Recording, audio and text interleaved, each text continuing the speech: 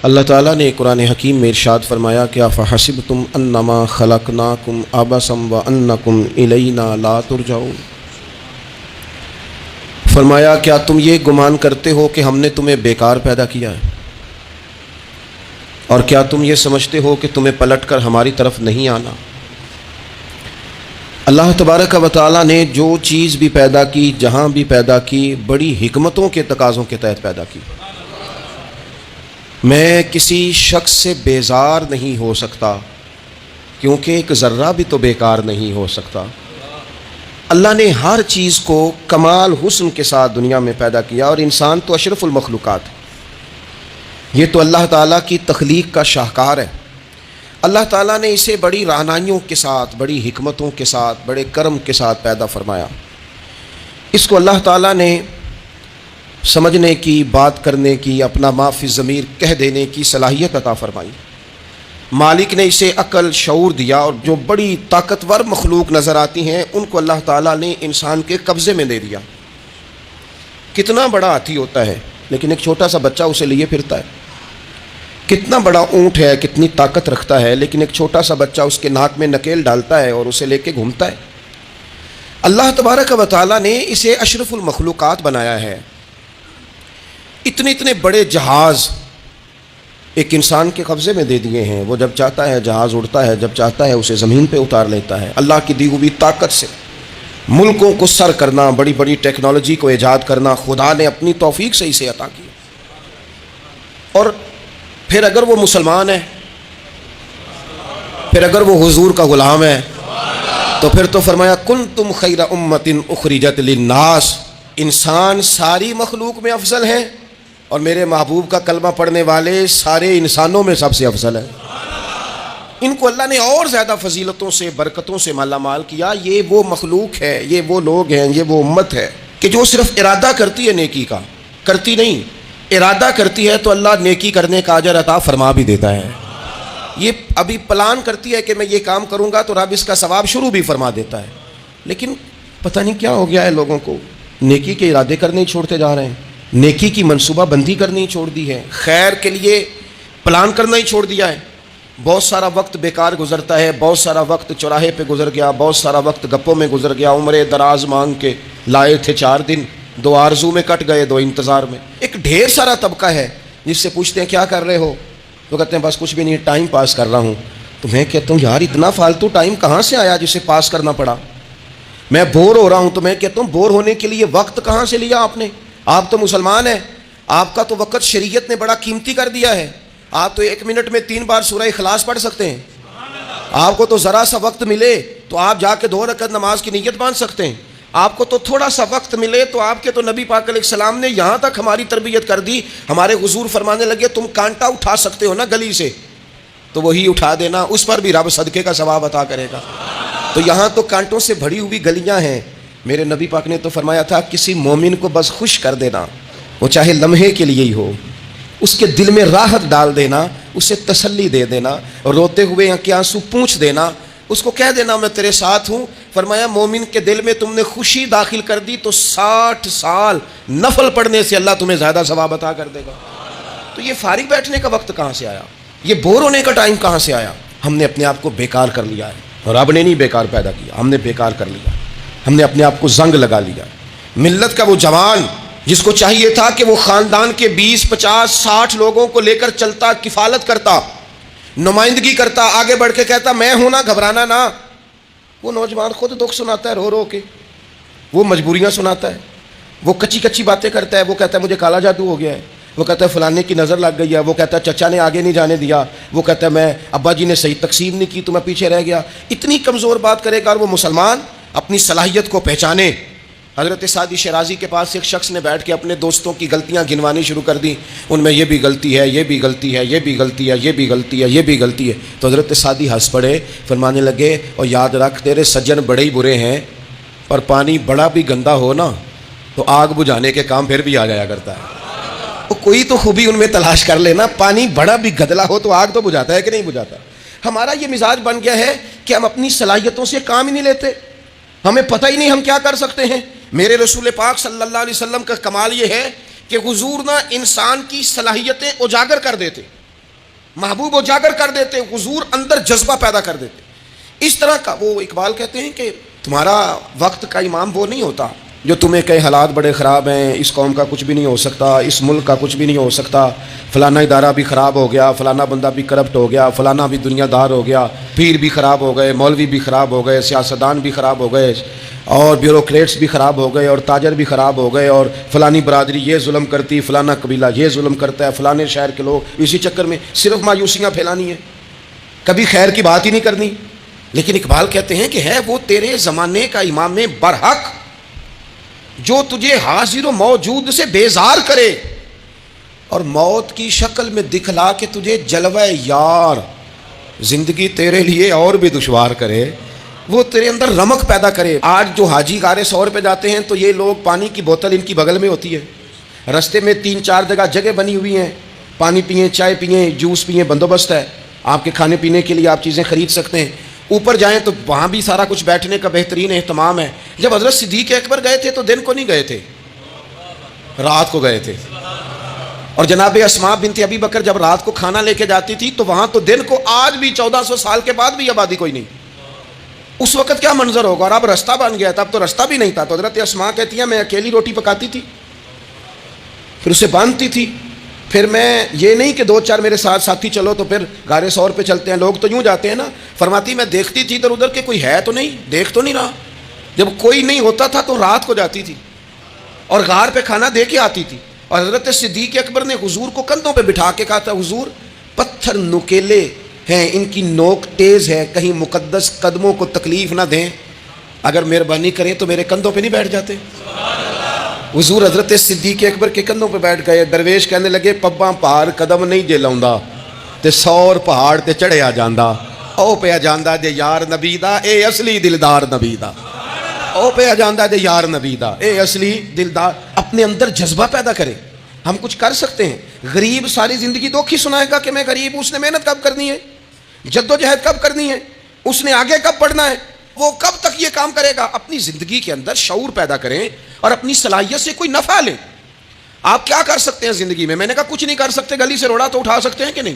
کچھ انقلاب اپنے مزاج میں پیدا کریں، کچھ تبدیلی پیدا کریں.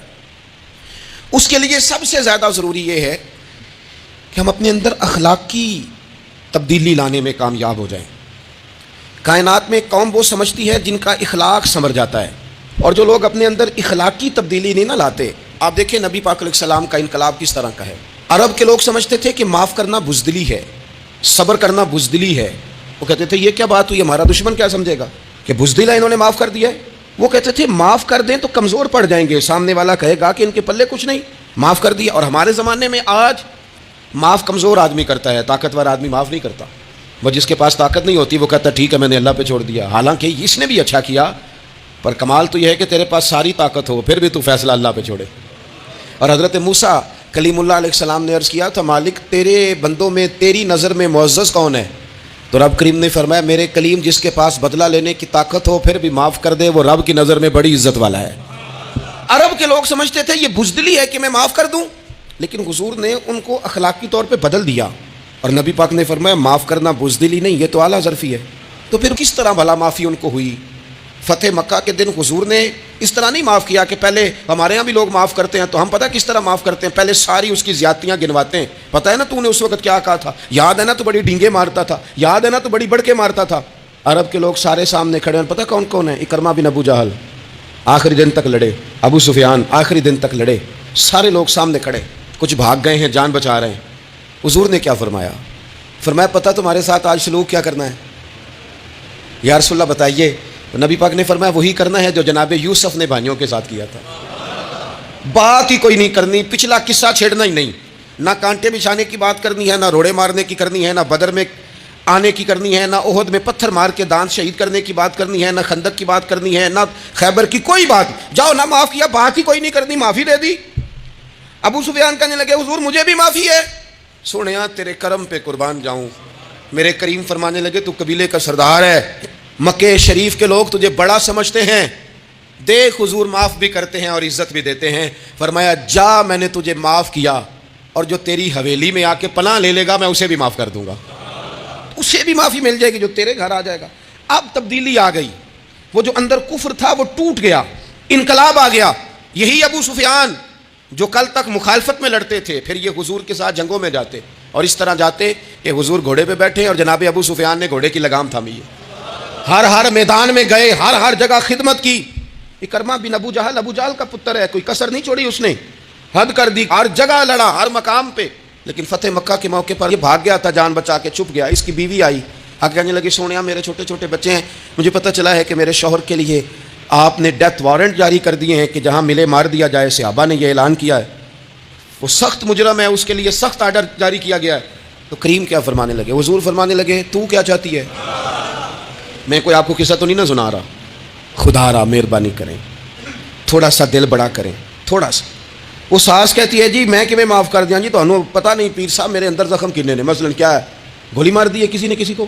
بہو سے کہیں تو کہتی ہے جی میں معاف کر دوں، اس کو معاف کر دوں، آپ کو بتاؤں اس نے تکلیف کتنی دی۔ مہربانی کرو، ایک دوسرے کو معاف کرو، اپنے دل میں گنجائش پیدا کرو۔ اس بندے کی بات ہو رہی ہے جو باپ سے لگا ہوا ہے مخالفت کرنے، ابے نے بھی ظلم کیے، اس نے بھی کیے۔ حضور اس کی بیوی سے کہتے ہیں کیا چاہتی ہے؟ کہنے لگی حضور معاف کر دیں اسے۔ تو نبی پاک صلی اللہ علیہ وسلم نے فرمایا ٹھیک ہے، یہاں تو معافی کا دروازہ تو سب سے زیادہ کھلا ہوا ہے، تو کہتی ہے تو چلو ٹھیک ہے معاف کیا، ہو گئی بات۔ اس نے جا کے جہاں چھپا ہوا تھا اسے کہا اکرمہ حضور نے تجھے معاف کر دیا۔ کہنے لگا کوئی کرنے والی بات کر، وہ معاف کرتے ہیں مجھے پتہ ہے، بڑا کرتے ہیں، پر جو میں نے کیا ہے وہ معافی والا نہیں۔ مجھے معافی ہو سکتی ہے، یہ کیسے ہو سکتا ہے، یہ کیسے ہو گیا، ہو ہی نہیں سکتا۔ اس کی بیوی پھر آئی، کہنے لگی حضور وہ مانتا نہیں، یہ تاریخ صرف میرے رسول کی ہے، یہ سیرت صرف میرے رسول کی ہے کہ جس کو معاف کیا جا رہا ہے اس کی سمجھ میں بات نہیں آ رہی کہ بھلا مجھے معاف کر دیا ہے۔ حضور کہتے ہیں اچھا تو بتا وہ کیسے مانے گا؟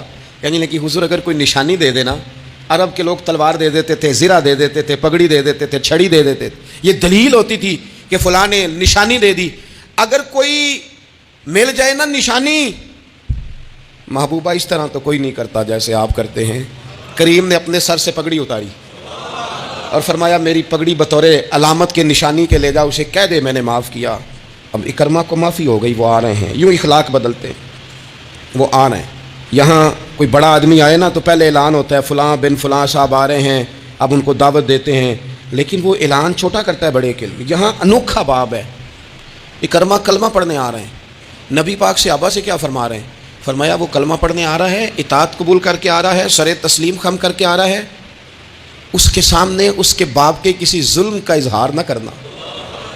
اس کے باپ نے بڑے ظلم کیے ہیں، زیادتیاں کی ہیں، ہم تذکرہ یہاں ہوتا ہے، لیکن اس کے سامنے نہ کرنا، اس کا تو ابا ہے نا، اس کا تو باپ ہے نا، کوئی بات نہ کرنا، اسے تکلیف ہوگی۔ کس کے لیے؟ صحابہ رو رہے ہیں، حضور یہ کس کے لیے تیاری کرا رہے ہو؟ وہ آ گئے، قدموں سے لگ گئے، کلمہ پڑھ لیا، کھول کے روئے، حضور میرے لیے بھی معافی ہے؟ تو کریم نے فرمایا ہاں میں رحمت والے رب کا رحمت والا رسول ہوں، ہے نا معافی۔ اکرمہ مسلمان ہو گئے، پھر تلوار کو صاف کر کے کہنے لگے سونیا پہلے جو اسلام کی مخالفت میں لڑتی تھی اب حمایت میں لڑے گی، مجھے بتائیں۔ ایک ایک گلی اکرمہ گئے اسلام کی حمایت میں تلوار لے کے، ایک ایک گلی۔ اور آپ پچھلے جہاد میں بھی گئے تھے، اس جہاد میں نہ جائیں تو کہنے لگے کفارہ نہیں ادا کرنا، پچھلے داغ نہیں صاف کرنے، میں جاؤں گا، گلی گلی جاؤں گا، نگر نگر جاؤں گا، جھنڈا لے کے جاؤں گا، میں بتاؤں گا کہ جب کوئی مدینے والے کے پاس آئے تو رب دل بدل دیا کرتا ہے، انقلاب آتے ہیں، عادتیں بدلتی ہیں، طبیعتوں میں تغیر آتا ہے، کون کہتا ہے نہیں آتا؟ میں جاؤں گا۔ ہمس میں حضرت عمر کے زمانے تک اکرمہ لڑے، سالوں میدان میں رہے اسلام کی حمایت میں، اور پھر ہمس کے میدان میں حضرت عمر کے دور میں لڑتے ہوئے شہادت کی موت اللہ نے انہیں عطا فرمائی۔ یہ آپ دیکھیں حضرت خالد بن ولید کون ہے؟ کہنے لگے حضور میں تو بڑی شدت سے اسلام کے خلاف لڑتا تھا، میری غلطیاں بھی معاف ہو جائیں گی؟ تو حضور فرمانے لگے اسلام پچھلے سارے معاف کرا دیا کرتا ہے، نئی زندگی کا آغاز ہو جاتا ہے، نئی زندگی کا آغاز ہوتا ہے۔ حضور نے فرمایا جو رمضان میں عبادت کر لے نا، ایمان کے ساتھ رمضان میں عبادت کر لے، اللہ اس کے پچھلے سارے معاف فرما دیتا ہے۔ اب وہ نئی زندگی کا آغاز کرے۔ جس نے شب قدر پہ رو رو کے توبہ کی ہے وہ رمضان کے بعد کرپشن چھوڑ دے، جھوٹ چھوڑ دے، بددیانتی چھوڑ دے، دل دکھانا چھوڑ دے۔ جس نے رمضان میں روزے رکھے، تراویح پڑھی ہے، وہ نئی زندگی کا آغاز کرے۔ خدا کی رحمت سے گناہ معاف ہو گئے، اب وہ آگے بڑھے۔ نبی پاک علیہ السلام نے فرمایا جو اللہ کے گھر کا حج کار آیا وہ اس طرح ہے جس طرح آج ماں کے پیٹ سے پیدا ہوا ہے۔ اب نئی زندگی کا آغاز کرے، اب وہ اپنی عادات میں تبدیلی لائے، اب وہ بدل جائے۔ میں کس درد سے یہ بات آپ سے کروں کہ 50 لاکھ مسلمان ہر سال حج کرتا ہے، اگر 25 لاکھ کا کردار بھی ٹھیک ہو جائے تو سال کا 25 لاکھ با کردار مسلمان اگر دنیا کو دیا جائے تو بتائیے امت مسلمہ کا سر کتنا اونچا ہوگا. لیکن ہمارا حال وہی ہے کہ آج بھی کیتی جاندے ہو تے لہو بھی پیتی جاندے ہو, کھو کے مال یتیماں دا تے بھیج مسیتی جاندے ہو, پھٹ دلاں دے سیندے نہیں تے ٹوپیاں سیتی جاندے ہو, نفس تے چھری پھیر دے نہیں دمبے کیتی جاندے ہو, فرض پلائی بیٹھے ہو, نفلاں نیتی جاندے ہو, او دسو تے صحیح بلے شاہ نو ایک ہی کیتی جاندے ہو. بات وہی ہے کہ کعبے گئے, مدینے گئے, کربلا گئے, جیسے گئے تھے گھوم پھر کے ویسے ہی آ گئے. کچھ تبدیلیاں اپنے مزاج میں لائیں, اپنی عادات میں لائیں. حضرت خالد بن ولید نے کہا حضور سارے گناہ معاف ہو گئے, فرمایا ہو گئے. حضرت خالد بن ولید نے پھر اپنی تلوار تھامی اور جناب خالد بن ولید پھر اس طرح میدانوں میں نکلے کہ نبی پاک نے فرمایا اب یہ خالد نہیں, یہ تو سیف اللہ ہے, یہ تو اللہ کی تلوار بن گیا ہے. اس جذبے سے, شوق سے اپنے مزاج کو تبدیل کر کے اس طرح میدان میں آئے, فرمایا اب یہ اللہ کی تلوار ہے. پورا وجود زخمی کرایا اور ساری زندگی اسلام کی حمایت میں تلوار چلائی. ہم بدل سکتے ہیں, تبدیلی آ سکتی ہے, ہمیں بدل جانا چاہیے. بہلول دانا سے کہا تھا ہارون رشید نے کہ مجھے کوئی نصیحت کر دے, میں بادشاہ ہوں, سخت دل ہو جاتا ہے کئی دفعہ. تو حضرت بہلول دانا کہنے لگے میں کیا نصیحت کروں, آپ کا باپ کہاں ہے؟ کہنے لگے قبرستان میں. کہا ایک بڑا بھائی بھی تھا, بڑا پیار کرتا ہے, سنا آپ سے, کہاں ہے؟ کہا قبرستان میں. تو کہا وہ ایک چچا زاد بھی آپ کے ساتھ میں نے دیکھا ہے. کہا وہ بھی قبرستان میں. یاد کرانا شروع کیا حضرت بہلول نے, فرمایا وہ ننہال والے, ددہال والے, وہ ماموں, وہ چاچو کا سب قبروں میں. آخری جملہ کہا, فرمایا تیرا ایک پتر بھی تھا, چڑھتی جوانی تھی, قد اونچا تھا, رنگ گورا تھا. ہارون رشید رو پڑے, کہنے لگے حضور وہ بھی قبرستان میں. تو فرمایا جس نے اتنے جنازے پڑھے ہوں اسے میں نصیحت کروں, تیرا کیا خیال ہے, تو نے نہیں جانا؟ یارو ہم نے اپنے کئی کلاس فیلوں کے جنازے پڑھے ہیں. بڑا پیار تھا میرا اپنی دادی کے ساتھ. تو 97 میں وہ انتقال کر گئیں. دادا ابو چلے گئے, اماں جی چلی گئیں, ابا جی چلے گئے, نانا چلے گئے, پھپھا چلے گئے, دوست چلے گئے. یہاں پچھلے سال کئی سنگی تھے, اس سال نظر نہیں آتے, رخصت ہو گئے. او سنگیو یہ تو ساری تیاری ہے, ہم نے بدلنا کب ہے؟ اب تو ہمارا بڑھاپا آنے کو ہے, اب تو بال سفید ہونے کو. تبدیلی کس وقت؟ اللہ تعالیٰ نے قرآن مجید فرقان حمید کے اندر فرمایا اللہ ولی الذین آمنوا یخرجہم من الظلمات الی النور. اللہ مومنوں کا ولی ہے, وہ انہیں اندھیروں سے نور کی طرف نکالتا ہے, وہ رستہ دکھاتا ہے. بار بار راہ کھلتی ہے ہمارے سامنے پر ہم قبول کرنے کو تیار نہیں ہوتے. کچھ تبدیلی اب آ جائے, کچھ زبان میں مٹھاس آ جائے, کچھ ہمارے عمل میں پختگی آ جائے. ہم نہ بہت سارے کام لوگوں کو دیکھ کر کرتے ہیں, اس سے تھوڑی جان چھڑائی جائے. کچھ